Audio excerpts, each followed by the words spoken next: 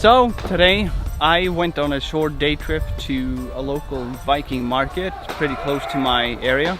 I really like these markets because it's about getting back to our history, the roots, and getting back to nature. And it's connecting the family, the kids. It's about grounding. It's about learning ancient skills. And as you can hear in the background, it's kind of a war going on.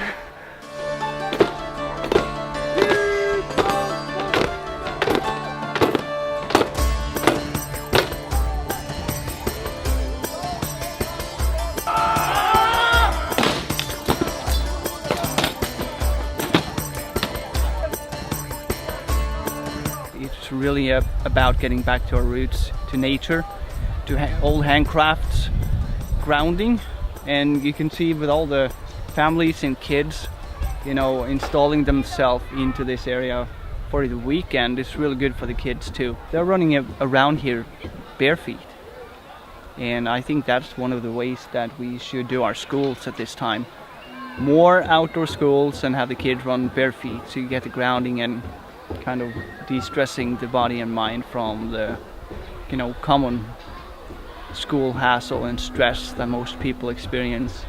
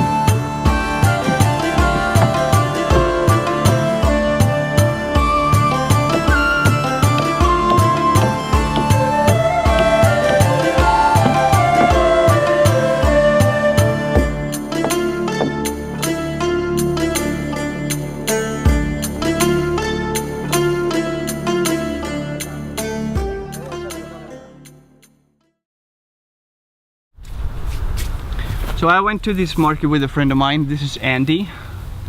We've been friends for years, and he's one of my past Taekwondo students with quite a bit of story, and a really good story. And he's been doing a lot of transformation from when he was young, and I thought it was a good idea to bring him along. So we decided to visit this market, and I wanted to ask him, because of his interest and his deep knowledge that he acquired from learning and reading and, you know, self-education, what he thinks is the good reason for going to a Viking market. What is the reason that it's getting so popular? I have my idea. I think it's the Viking market thing is becoming popular because people are getting back to the source, or to the ancient times in a way. Yeah, the simplicity of it. We talked about this. Grounding is one of the main things, I think. Grounding and just being closer with nature. Yep. In general. It seems like kids are really having a good time. What's the main thing you think the Viking markets have become popular? What's the good thing about this? I think since everything is handmade and it's been put more effort into making the crafts. It's not just cheap plastic. No. It's actually real craftsmanship. Yeah.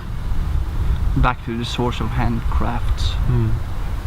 You are walking bare feet today. What's good with that? Just feels. You feel more. Yeah. You know. Feel the nature and the ground. Feel the nature. Yeah. Another thing that I was thinking about is the social life. It seems people are really having a good time. The coming together again and playing, you know. Yeah, because they have these Viking plays and games Yeah, happening. they do. It seems like both grown-ups and kids are back at having fun again in a natural way, Yeah, being physical. I think it's a great way to de-stress, to get away from all the modern commotion. Yeah. So yeah, this is what I wanted to.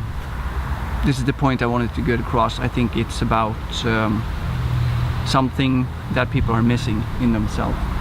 The social thing, and being getting back to being playful outside and learn actually use their hands. Yeah, Again, the old ways of making food.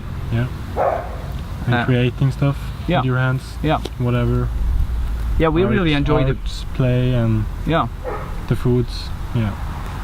And also pretty fun to learn the methods of combat, the old weapons. Mm-hmm. So bow training and a lot of people creating bows. Yeah. Viking.